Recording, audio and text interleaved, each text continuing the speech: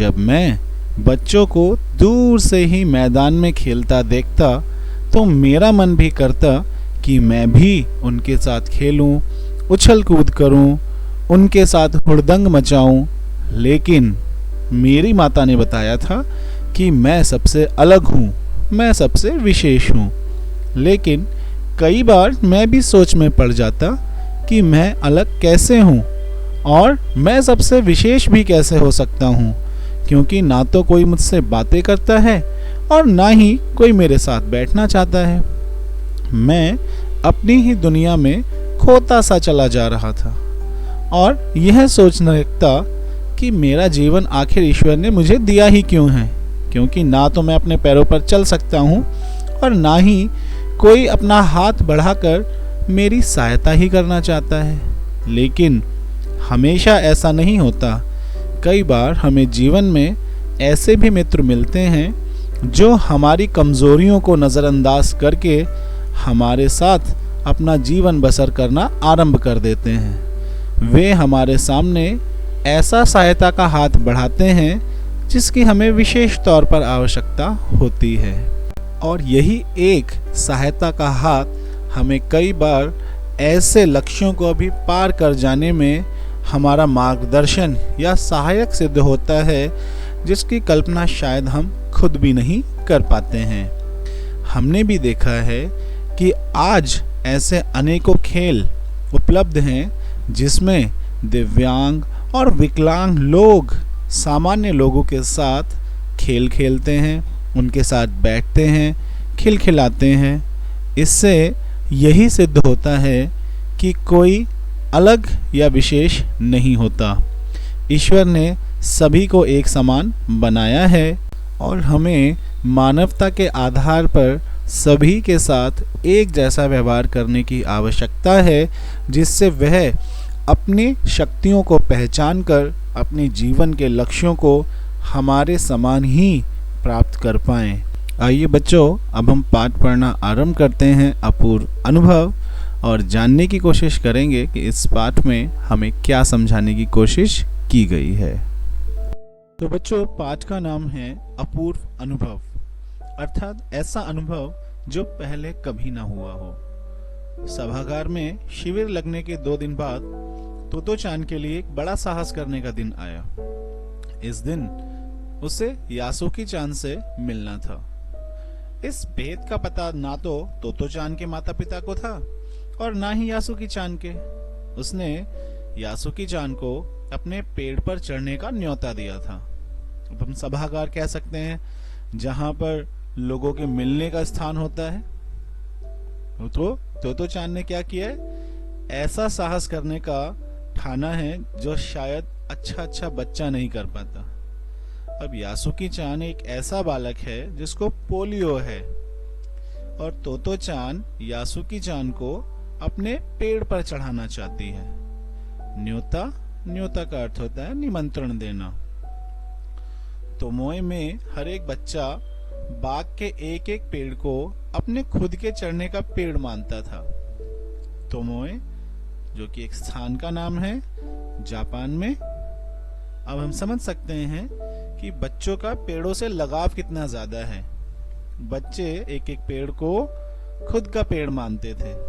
तोतो-चान का पेड़ मैदान के बाहरी हिस्से में कुहोनबुत्सु जाने वाली सड़क के पास था। बड़ा सा पेड़ था, चढ़ने जाओ तो पैर फिसल जाते, पर ठीक से चढ़ने पर जमीन से कोई 6 फुट की ऊंचाई पर एक द्विशाखा तक पहुंचा जा सकता था। द्विशाखा अर्थात जहां 2 शाखाएं अर्थात 2 डालियां निकलती हों। बिल्कुल किसी झूले सी आरामदेह जगह थी यह। तोतो-चान अक्सर खाने की छुट्टी के समय या स्कूल के बाद ऊपर चढ़ी मिलती। वहां से वह सामने दूर तक ऊपर आकाश को या नीचे सड़क पर चलने वाले लोगों को देखा करती। तो हम समझ सकते हैं बच्चों कि जापान की संस्कृति में किस प्रकार बच्चे पेड़ों को अपनी संपत्ति मानते हैं, और जब उन्हें खाली स्थान मिलता है या खाली समय मिलता है तो वह इन पेड़ों के ऊपर चढ़कर अपना समय बिताते हैं। तो जापान के बच्चे किस प्रकार प्रकृति के निकट हैं, ये हम इस बात से समझ सकते हैं। देखिए, इस चित्र में यासुकी चान को दिखाया गया है। यासुकी चान का एक पैर खराब है और तोतो चान क्या करना चाहती है? ये है तोतो चान। तोतो चान यासुकी चान को अपने पैर पर चढ़ाना चाहती है। अब तोतो चान ने ये बात अपने माता पिता को क्यों नहीं बताई? अवश्य ही अगर यासुकी चान पेड़ से फिसल गया या गिर गया और उसको चोट लग गई तो अवश्य ही तोतो चान के माता पिता उसे खूब डांटेंगे। इसी कारण उसने ये बात किसको नहीं बताई? अपने माता पिता को या यासुकी चान के माता पिता को नहीं बताई। बच्चे अपने अपने पेड़ को निजी संपत्ति मानते थे। संपत्ति हम कहते हैं अपने धन को, है ना? निजी अर्थात व्यक्तिगत, अपनी संपत्ति मानते थे। किसी दूसरे के पेड़ पर चढ़ना हो तो उससे पहले पूरी शिष्टता से माफ कीजिए, क्या मैं अंदर आ जाऊं, पूछना पड़ता था। शिष्टता अर्थात ऐसा व्यवहार जिससे हम किसी से कैसे बात करते हैं? मानवतापूर्ण तरीके से बात करते हैं। तो माफ कीजिए, क्या मैं अंदर आ जाऊं, अर्थात पेड़ पर चढ़ने से पहले आपको क्या लेनी पड़ रही है? अनुमति लेनी पड़ रही है। यासुकी चान को पोलियो था। बच्चों, पोलियो एक प्रकार की बीमारी होती है। आपने अपने विज्ञान की पुस्तकों में भी इसके बारे में अवश्य पढ़ा होगा, जिसमें मनुष्य चलने फिरने में थोड़ी कमजोरी या असुविधा महसूस करता है। इसलिए वह ना तो किसी पेड़ पर चढ़ पाता था और ना किसी पेड़ को निजी संपत्ति मानता था। कौन नहीं मानता था? यासुकी चान, क्योंकि उसे पोलियो था।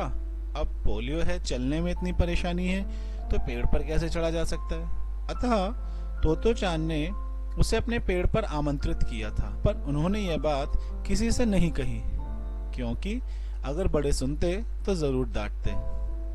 घर से निकलते समय तोतो चान ने माँ से कहा कि वह यासुकी चान के घर डेनिनचोफू जा रही है। चूंकि वह झूठ बोल रही थी, इसलिए उसने माँ की आंखों में नहीं झांका। झांका अर्थात देखना। वह अपनी नजरें जूतों के फीते पर ही गड़ाए रही। रॉकी उसके पीछे पीछे स्टेशन तक आया। जाने से पहले उसे सच बताए बिना तोतो चान से रहा नहीं गया। मैं यासुकी चान को अपने पेड़ पर चढ़ने देने वाली हूँ, उसने बताया। किसे बताया? रॉकी को। माँ को तो ना बता पाई, क्योंकि माँ को बताती तो शायद खूब डांट पड़ती, लेकिन रॉकी को बताए बिना उससे ना रहा गया। जब तोतो चान स्कूल पहुंची तो रेल पास करके गले के आसपास हवा में उड़ रहा था। यासुकी चान उसे मैदान में क्यारियों के पास मिला। गर्मी की छुट्टियों के कारण सब सूना पड़ा था। यासुकी चान उससे कुल जमा 1 ही वर्ष बड़ा था, पर तोतो चान को वह अपने से बहुत बड़ा लगता था। जैसे ही यासुकी चान ने तोतो चान को देखा, वह पैर घसीटता हुआ उसकी ओर बढ़ा। उसके हाथ अपनी चाल को स्थिर करने के लिए दोनों ओर फैले हुए थे। तोतो चान उत्तेजित थी। वे दोनों आज कुछ ऐसा करने वाले थे जिसका भेद किसी को भी ना पता था। वह उल्लास में ठिठियाकर हंसने लगी। यासुकी चान भी हंसने लगा। तो हम देख सकते हैं कि किस प्रकार गर्मियों की छुट्टियों में तोतो चान यासुकी चान को अपने पेड़ पर चढ़ा लेना चाहती है, लेकिन यासुकी चान जो है उससे कुल 1 वर्ष ही बड़ा था। किससे? तोतो चान से। तो अब देखो, ऐसा कोई बालक जो हमसे बड़ा हो और ठीक से चल ना पाता हो, उसको बच्चों पेड़ पर चढ़ाना कितना मुश्किल हो सकता है। अब यहाँ पर कुछ शब्द आए हैं, उनके ऊपर हम ध्यान देंगे। जैसे चाल को स्थिर करने के लिए। चाल को स्थिर मतलब अपने आप को सीधा रखकर चलने के लिए वह अपने हाथों का प्रयोग करता था। उत्तेजित होना अर्थात उत्साहित होना। कौन उत्तेजित था? तो उत्तेजित थी तोतो चान, जो कि यासुकी चान को अपने पेड़ पर चढ़ा लेना चाहती थी। तोतो चान यासुकी चान को अपने पेड़ की ओर ले गई और उसके बाद वह तुरंत चौकीदार के छप्पर की ओर भागी। जैसा उसने रात को ही तय कर लिया था, वहां से वह एक सीढ़ी घसीटती हुई लाई। उसे तने के सहारे ऐसे लगाया जिससे वह द्विशाखा तक पहुंच जाए। वह कुर्सी से ऊपर चढ़ी और सीढ़ी के किनारे को पकड़ लिया। तब उसने पुकारा, ठीक है, अब ऊपर चढ़ने की कोशिश करो। तो हम देख सकते हैं किस प्रकार तोतोचान ने चौकीदार के यहाँ से एक सीढ़ी निकाली और उसको पेड़ पर लगा दिया, खुद पेड़ पर चढ़ गई और फिर उसने यासुकी चान को पुकारा कि अब तुम सीढ़ी चढ़ना शुरू करो, मैं ऊपर से तुम्हारा हाथ पकड़कर तुम्हें खींचती हूँ। यासुकी चान के हाथ पैर इतने कमजोर थे कि वे पहली सीढ़ी पर भी बिना सहारे के चढ़ नहीं पाया। इस पर तोतोचान नीचे उतर आई और यासुकी चान को पीछे से धकियाने लगी। धकियाना अर्थात धक्का देना। पर तोतोचान थी छोटी और नाजुक सी, इससे अधिक सहायता क्या करती। यासुकी चान ने अपना पैर सीढ़ी पर से हटा लिया और हताशा से सिर झुकाकर खड़ा हो गया, अर्थात उसके लिए यह सीढ़ी सही नहीं थी। हताशा से अर्थात दुखी होकर कि मैं तो ये काम कर ही नहीं पा रहा हूँ और तुम मुझे ऊपर चढ़ा लेना चाहती हो, जबकि मैं तो ऐसा कर ही नहीं सकता। तोतोचान को पहली बार लगा कि काम उतना आसान नहीं है जितना वह सोचे बैठी थी। अब क्या करे वह। यासुकी चान उसके पेड़ पर चढ़े, यह उसकी हार्दिक इच्छा थी। हार्दिक अर्थात उसकी दिली इच्छा। यासुकी चान के मन में भी उत्साह था। यासुकी चान भी पेड़ पर चढ़ना चाहता था। वह उसके सामने गई। उसका लटका चेहरा इतना उदास था कि तोतोचान को उसे हंसाने के लिए गाल फुलाकर तरह तरह के चेहरे बनाने पड़े। ठहरो, एक बात सूझी है। वह फिर चौकीदार के छप्पर की ओर दौड़ी और हर एक चीज उलट पुलट कर देखने लगी। आखिर उसे एक तिपाई सीढ़ी मिली जिसे थामने रहना भी जरूरी नहीं था। तिपाई सीढ़ी हम कह सकते हैं जिसके 3 पैर होते हैं, उसको हम तिपाई सीढ़ी कहते हैं। वह तिपाई सीढ़ी को घसीट कर ले आई तो अपनी शक्ति पर हैरान होने लगी। तिपाई की ऊपरी सीढ़ी द्विशाखा तक पहुंच रही थी। द्विशाखा का अर्थ मैंने आपको बताया था, अर्थात 2 शाखाएं, 2 डालियां। देखो, अब डरना मत, उसने बड़ी बहन की सी आवाज में कहा, यह डगमगाएगी नहीं। यासुकी चान ने घबराकर तिपाई सीढ़ी और पसीने से तरबतर तोतोचान की ओर देखा। उससे भी काफी पसीना आ रहा था। उसने पेड़ की ओर देखा और तब निश्चय के साथ पांव उठाकर पहली सीढ़ी पर रखा। निश्चय अर्थात इच्छा के साथ कि अब वह सीढ़ी पर चढ़ जाएगा। उन दोनों को यह बिल्कुल भी पता ना चला कि कितना समय यासुकी चान को ऊपर तक चढ़ने में लगा। सूरज का ताप उन पर पड़ रहा था। ताप हम कहते हैं गर्मी को। पर दोनों का ध्यान यासुकी चान के ऊपर तक पहुंचने में रमा था। रमा मतलब मग्न था। तोतोचान नीचे से उसका एक एक पैर सीढ़ी पर धरने में मदद कर रही थी। अपने सिर से वह उसे पिछले हिस्से को भी स्थिर करती थी। यासुकी चान पूरी शक्ति के साथ जूझ रहा था और आखिर वह ऊपर पहुंच गया। जूझना अर्थात परेशान होना। हुर्रे! पर उसे अचानक सारी मेहनत बेकार लगने लगी। तोतोचान तो सीढ़ी पर से छलांग लगाकर द्विशाखा पर पहुंच गई, पर यासुकी चान को सीढ़ी से पेड़ पर लाने की हर कोशिश बेकार रही।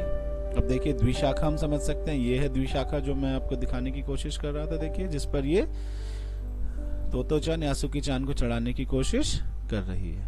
अब समस्या क्या आई कि वह सीढ़ी तो चढ़ गया था, लेकिन उसको द्विशाखा पर कैसे बिठाया जाए। यासुकी चान तो पोलियो से ग्रस्त था। तोतोचान झट से द्विशाखा पर बैठ गई। अब देखिए, यासुकी चान सीढ़ी थामे तोतोचान की ओर ताकने लगा। तोतोचान की रुलाई छूटने को हुई, अर्थात वह रोने को हुई कि यह सारी मेहनत शायद खराब होने वाली है। उसने चाहा था कि यासुकी चान को अपने पेड़ पर आमंत्रित कर तमाम नई नई चीजें दिखाए। तमाम मतलब सारी नई नई चीजें, अर्थात वह दृश्य दिखाएगी जिसका शायद यासुकी चान ने अनुभव पहले नहीं किया था। पर वह रोई नहीं। उसे डर था कि उसके रोने पर यासुकी चान भी रो पड़ेगा।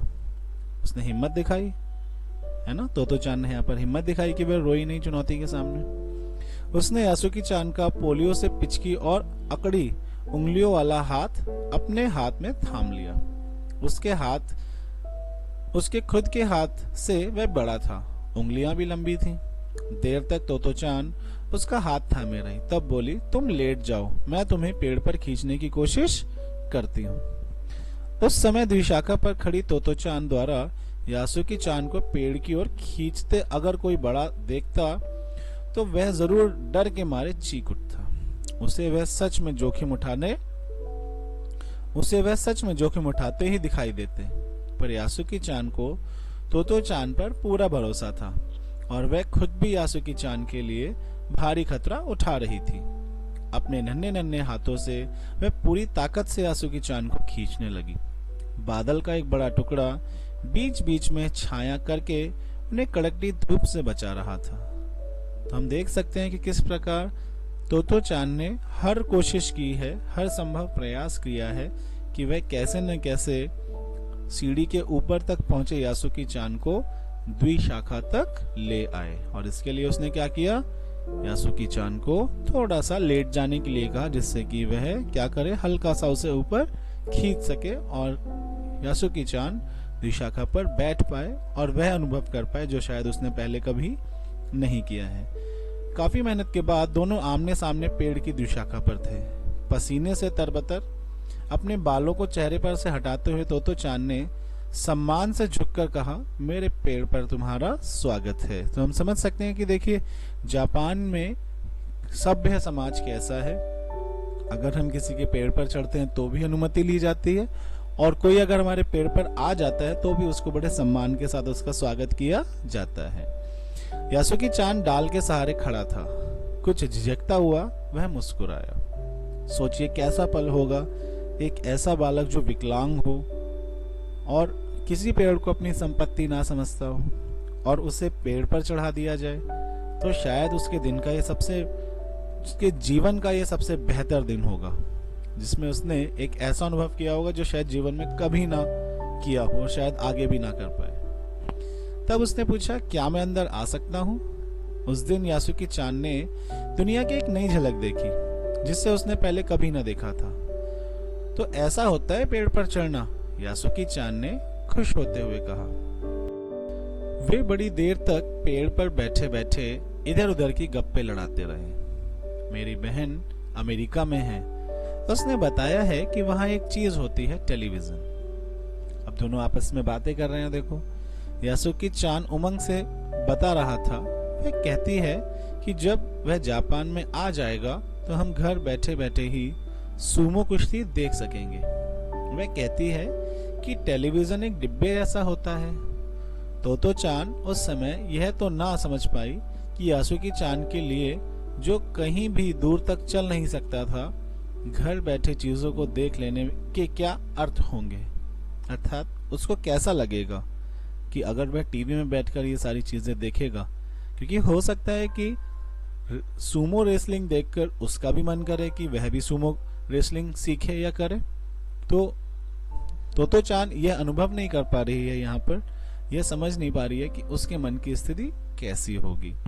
वह तो यही सोचती रही कि सूमो पहलवान घर में रखे किसी डिब्बे में कैसे समा जाएंगे। अब ये देखो बालक मन है और वो समझ नहीं पा रहा है कि इतना बड़ा पहलवान इतने छोटे से डिब्बे में कैसे समा जाता है। उनका आकार तो बड़ा होता है, पर बात उसे बड़ी लुभावनी लगी। लुभावनी अर्थात जो मन को बहा जाती है। उन दिनों टेलीविजन के बारे में कोई नहीं जानता था। पहले पहल यासुकी चान ने ही तो चान को उसके बारे में बताया था। पेड़ मानो गीत गा रहे थे और दोनों बेहद खुश थे। यासुकी चान के लिए पेड़ पर चढ़ने का यह पहला और अंतिम मौका था।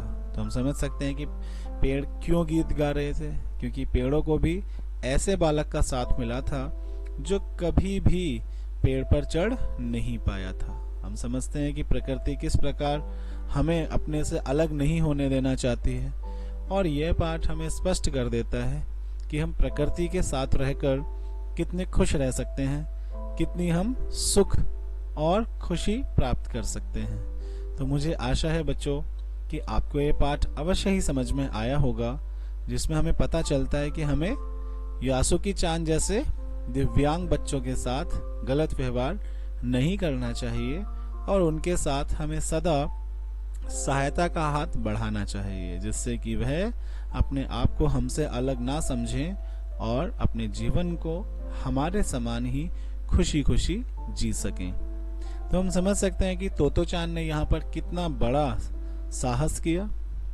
और लास्ट में कहा भी गया है कि शायद दोबारा ऐसा ना हो कि यासुके चान किसी पेड़ पर चढ़ पाए, क्योंकि अवश्य ही उसे तोतो चान जैसा दूसरा कोई मित्र ना मिल पाए जो उसे इतना जोखिम उठाकर अपने पेड़ पर आमंत्रित करे और खुद ही इतना जोखिम उठाकर उसे अपने पेड़ पर चढ़ाए भी। तो संपूर्ण पाठ जो है स्पष्ट कर देता है कि छोटे बच्चे चाहें तो क्या नहीं कर सकते हैं, और वह जो ठान लेते हैं वह उसे अवश्य करके ही छोड़ते हैं। तो बच्चों, आज के लिए इतना ही। यदि आपको यह चैप्टर अच्छे से समझ में आया है तो ज़रूर चैनल को सब्सक्राइब करें, वीडियो को लाइक करें और हाँ, कमेंट करना ना भूलें। आज के लिए इतना ही। आप लोगों से फिर जल्दी ही मुलाकात होगी एक और नई वीडियो के साथ। तब तक बच्चों, जय हिंदी जय हिंदुस्तान, जय हिंदी जय हिंदुस्तान दोस्तों।